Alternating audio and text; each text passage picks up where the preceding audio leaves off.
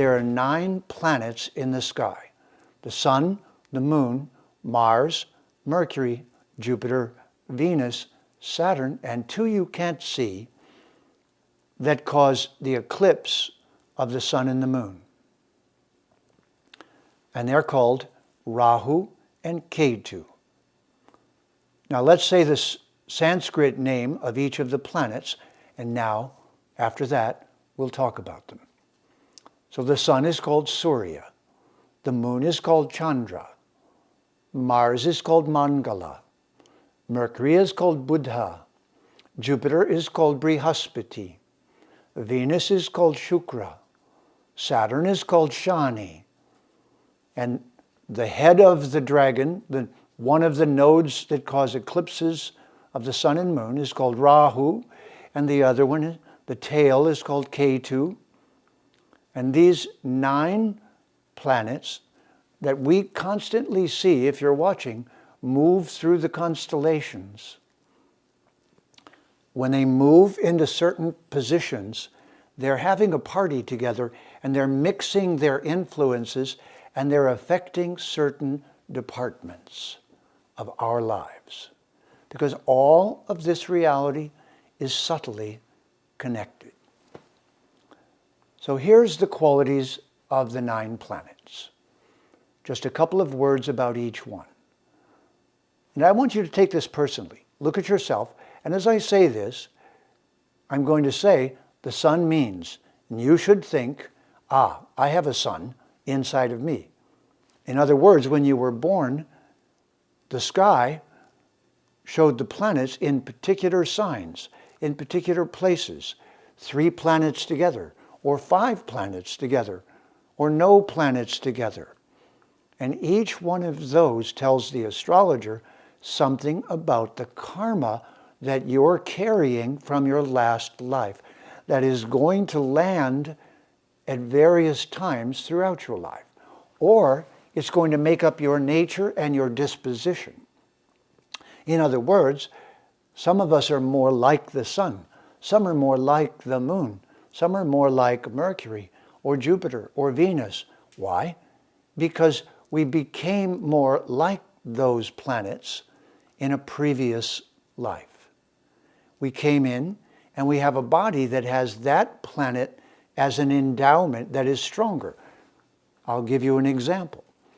If someone is an artist, which planet do you think they might have powerful? Well, let's look and see. Venus, Shukra. What is the nature of Venus? Harmonious, artistic, beautiful, aesthetic.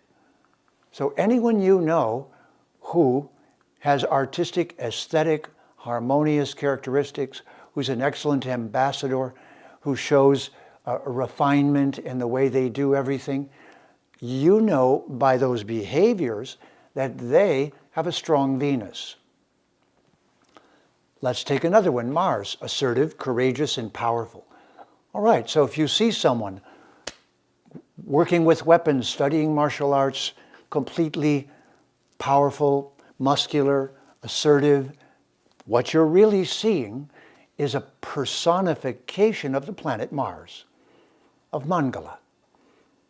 If you see someone nurturing, caring, a restaurant where the restaurateur loves to feed people and goes around and says, "Are you all right? Are you happy? Did that make you happy? Are you well fed?" We could just say, "Oh, that's just a restaurateur." But the fact is, that's the moon, whose nature is to nurture, who is reflective, sensitive, intuitive, emotional. So if the moon is strong in you, and you're listening, if you have those empathic qualities, then you should know that the moon is strong in you, or it was strong when you were born. Now that means if I looked at the piece of paper that tells me where the planets were when you were born, I could predict that you would like to nurture. I could predict you would be a powerful athlete. I could predict, let's take another planet, Mercury, intelligent, a communicator, eloquent. Let me ask you a question. Do I have a weak Mercury or a strong Mercury? Well, you can decide. Am I, do I have trouble communicating? Or, for the most part, am I focused and clear and articulate and studied and have a vocabulary? And I've read many books and studied from many teachers.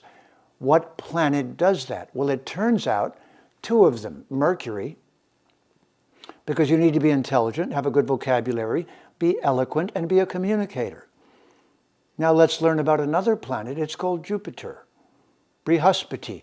Jupiter is the planet of wisdom, judgment, and expansion. Have you ever watched a Supreme Court justice analyze evidence in a complex case and see them sort through it carefully?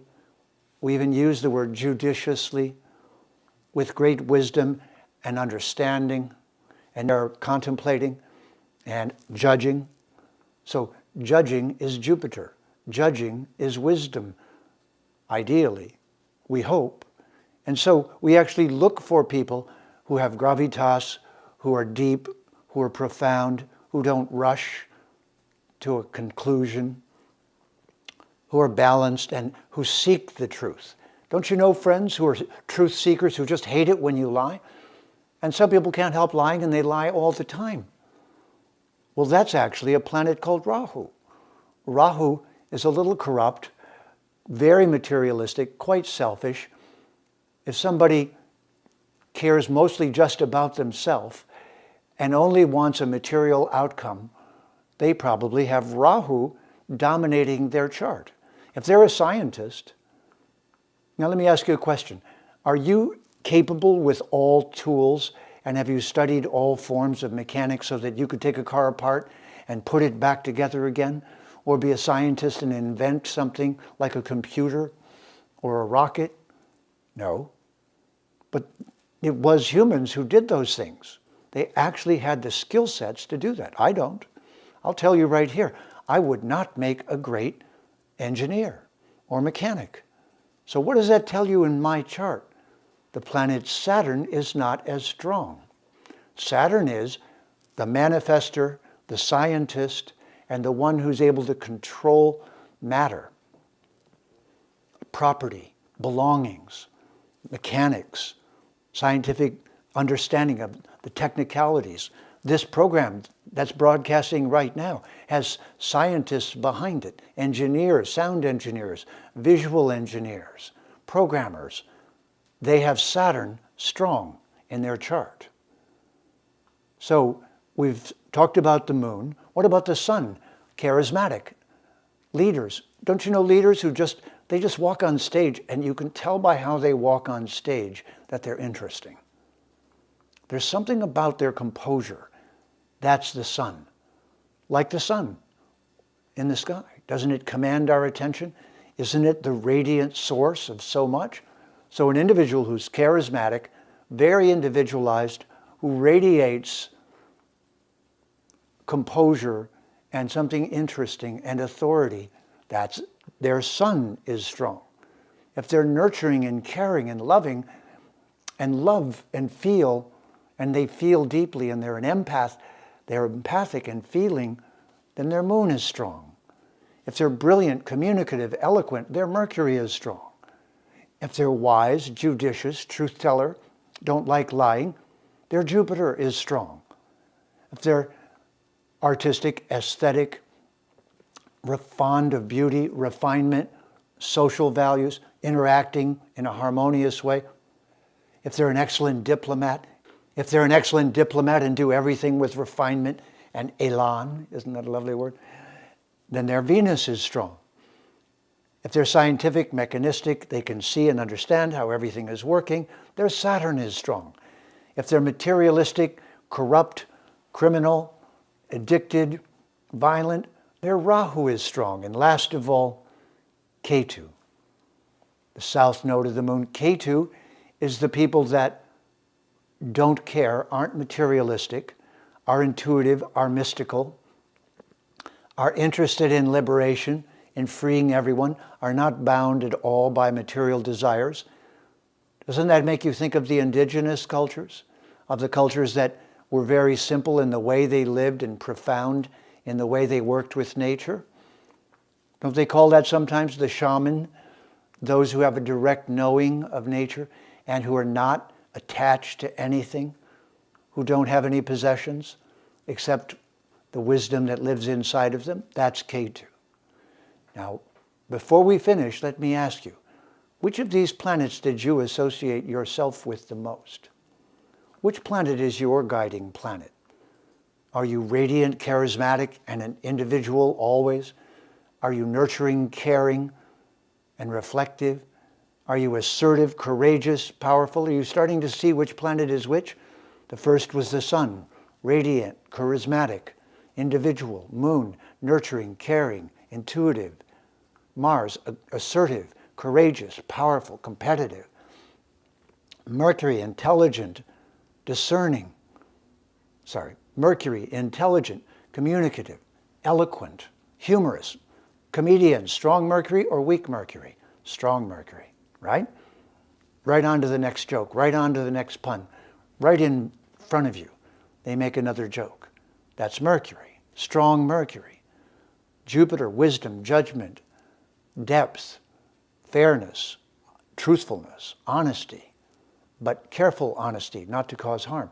Venus, elegant, beautiful. Go to a beauty shop, go to a parlor where people are made beautiful and watch the people making them beautiful, how careful they are, how their judgment about the values that make something beautiful are so elegant.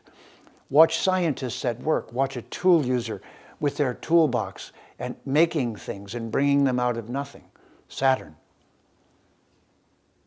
And we see around us corrupt individuals embezzling and stealing and taking more than their share. Greedy, taking that which belongs to others. Rahu. Ketu. Liberation. Freedom. Indigenous. These 9 grahas or planets are different and unique in each one of us from the time of our birth. Thank you for listening. Vedic Vidya means shining the light of truth. Tune in to Vedic Vidya on the Chitty English channel Sunday night at 7 p.m. IST. Please remember to subscribe to us and switch on the notifications for this channel. For our other social media links, more content, and to support our work, please visit citti.net. Dhanyavad. Namaskar.